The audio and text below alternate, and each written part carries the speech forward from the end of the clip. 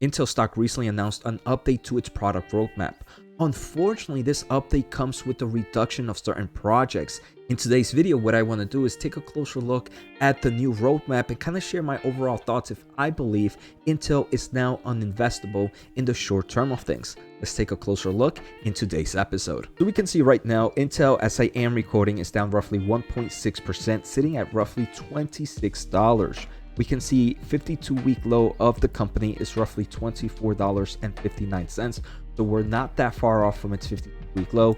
Year to date, the stock is down roughly 3%, where most of the semiconductor companies are up over 20-30%. We can see AMD, for example, year to date is up over 26. We can see Nvidia is up roughly 65% year to date. We can see both these stocks are also down on the day, but it does seem like the one leading the charge right now might be Intel. So I mentioned at the beginning of this episode that Intel kind of reduced or shared an update to their roadmap. So this is a roadmap, if you are an Intel investor, that you might be familiar with. For example, Intel does provide numerous solutions. They provide CPUs for the data center, for the server market, and obviously for the consumer market. Most of the things we're going to talk about today are actually dealing with the data center side and the enterprise side, right? Not too many changes on the consumer side, but we can see Intel recently released their Sapphire Rapids. In the GPU market, they recently released Ponte, and in the GPU market, the Arctic Sound M, which are their data center GPU flagships. So those are the ones that are in stored and were supposed to be released this year. So Intel's good there. But then we can see Intel had next generations. They had Xeon Next. That's still going to stay there. Unfortunately, we are going to see from this blog post that was posted on Intel by Jeff McVie, who is the interim general manager of the accelerated computing system and graphics. So he is the person that deals with the GPU side. So off from the bat, we can see which are the products that might take a quick impact, and it's going to be Intel's GPU products. So Intel is pretty new to the GPU market, right? We can see that this is a market dominated by NVIDIA. Second in place comes in with AMD. And then we would have to guess in the top players right now. Third would be Intel with very, very little market share, especially with these kinds of GPUs needed in things like data center, artificial intelligence, and high performance computing. I do want to say for Intel, it is a smart move for them to enter the GPU market, as we are seeing that parallel processing is very important. And also as we are seeing this kind of hybrid design of GPU and CPU that both AMD and NVIDIA are coming out, Intel needs to be able to do very similar stuff. So they had to develop and go with this GPU front. So I think it was a great move that Intel entered the GPU market because it is needed, especially for this data center market that we are in right now. Before we go any further, I want to thank you for watching, and I need your help to reach my goal of 30,000 subscribers by the end of the year. So if you can do me a favor, hit that subscribe button and thumbs up. Also, if you want some fantastic insight into the semiconductor industry, join my other channel, Semiconductor Investing and More, where I use my electrical engineering background to break down the semiconductor market. Finally, I want to thank the Motley Fool for sponsoring this video, and check out fool.com/Jose for the 10 best stocks to buy now. With that link, you get a promotional offer for their subscription service. Now, let's continue with today's episode. So if we take a closer look at the blog, there are a few things that were mentioned. First, they kind of talk about the greatness of Intel and how their new Xeon Max series CPUs and their Flex series GPUs are doing amazing in forms of customers.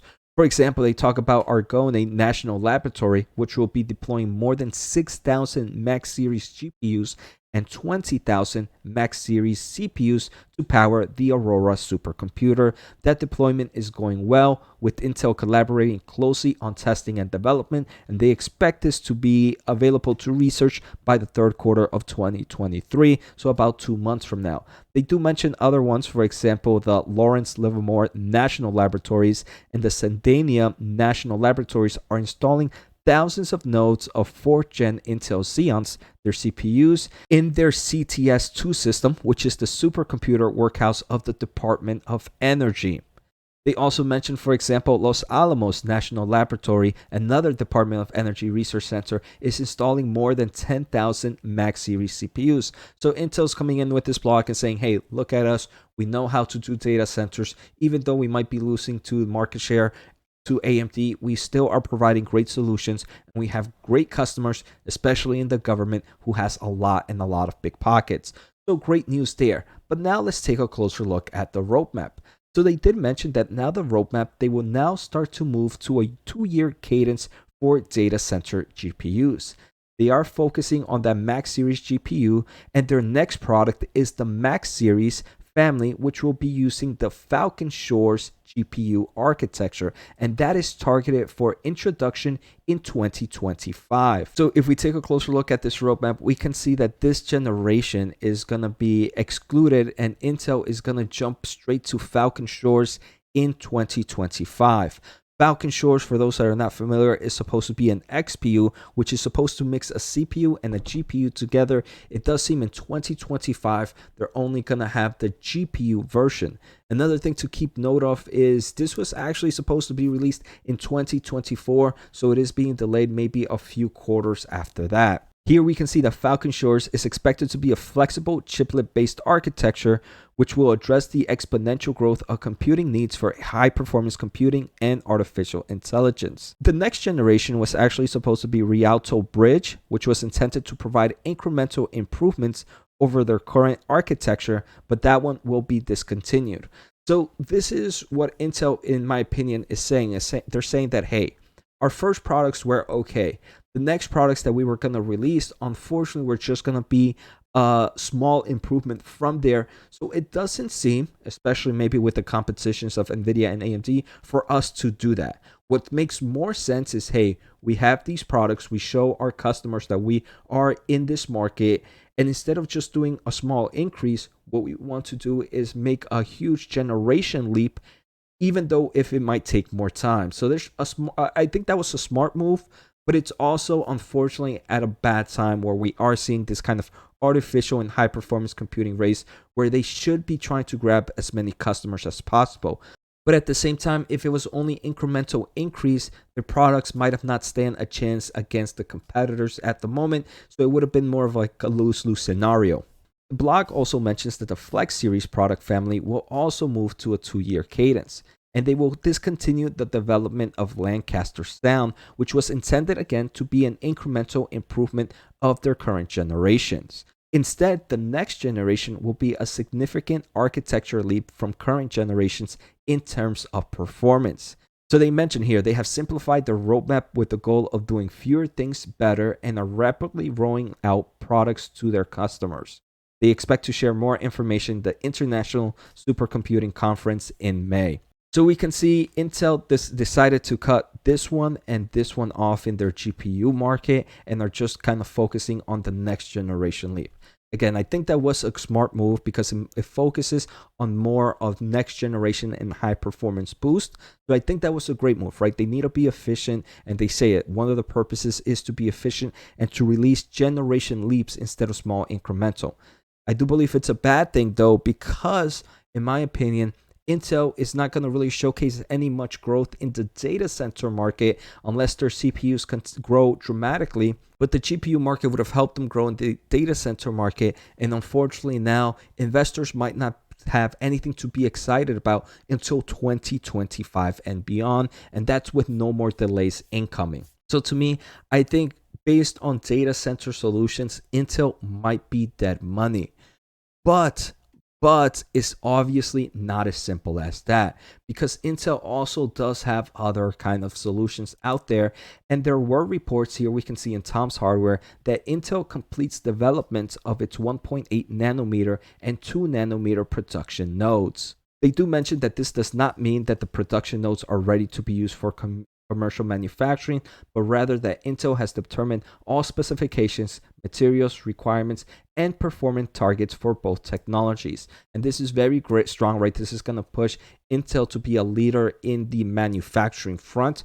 Obviously, it's a very, very expensive market for them to enter, but we can see Intel 20A, or their 2 nanometer, is expected to be in the first half of 2024. Their Intel 18A, which is about their 1.8 nanometer, or their advanced 2 nanometer, is expected to be on the second half of 2024. unlike normal Intel, these are actually being moved a lot faster, right? I do believe for 18A, the time was somewhere in 2025. So it does seem like things are going a lot better. So they're moving it a little bit closer. So while I do believe Intel might be dead money for its data center solutions, I do believe there's also the possibility that things can turn around with their manufacturing side. Obviously, their manufacturing side also has a lot of risk, but in forms of development, at least at the moment, it does seem like things are going well. So for me, I think Intel in the future will be a great turnaround story. I personally just don't think the time is yet, and maybe I don't mind holding out. I don't want to be definite, right? I don't want to say that Intel will never be in my portfolio. I think if we start to see certain things change, I would enjoy Intel to be in my portfolio. So it's not like I want to be a perma bear for this company. I just enjoy their data center solutions a little bit more than their manufacturing side. Every investor is different, and because their data center solutions have taken quite a hit at the moment and nothing to really interest us in the next few years besides Intel's Xeon CPUs, I think it's Sierra Forest, there's nothing else to really excite me. And I did think their GPU would have at least helped them grow a little bit more in the market share. With the recent updates, that might not be the case until 2025. So for at the moment, I'm holding out on investing in Intel. Let me know your thoughts on the comments below. Take care, have a good day, and see you next time.